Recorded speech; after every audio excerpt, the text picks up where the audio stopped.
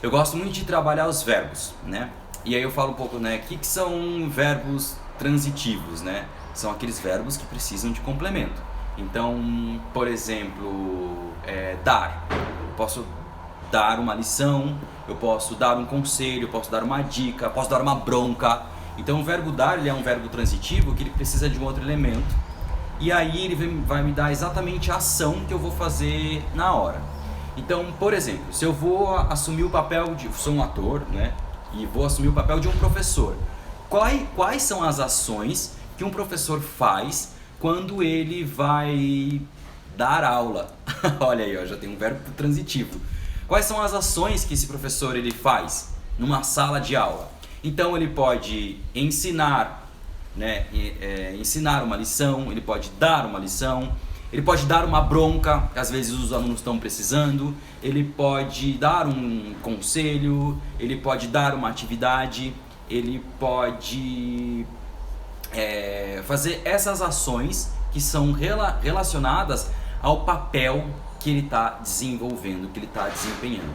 Então, teve até uma vez para um amigo meu que estava trabalhando comigo, e eu fui dar um feedback para ele sobre o desenvolvimento dele nas aulas, né? Para quem não sabe, eu tenho uma empresa de teatro, de artes cênicas, onde a gente presta serviço para escolas e tal, e esse amigo meu estava dando aula para uma turma.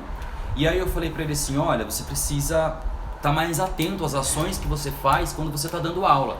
E ele era ator também, ele é ator. E eu falei, quando a gente a gente vai encarar um personagem, a gente tem que estudar aquele personagem, a gente tem que entender aquele personagem e a gente tem que ter em mente qual é o objetivo daquele personagem, quais são as ações que aquele personagem vai desempenhar em determinada situação.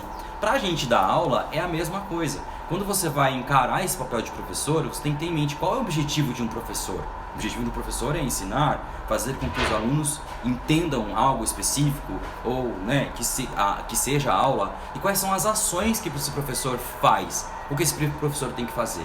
Então, se você tem em mente sobre esse objetivo e as ações desse personagem que você está, a gente fala vestindo, mas esse personagem que você está vivendo, fica mais, você sabe exatamente, você tem segurança de como você vai agir com esse personagem na cena, né, no teatro ou na vida. Se você precisa encarar um personagem diferente, isso te dá segurança. Independente se você está nervoso ou não, você sabe exatamente o que você tem que fazer em cada situação.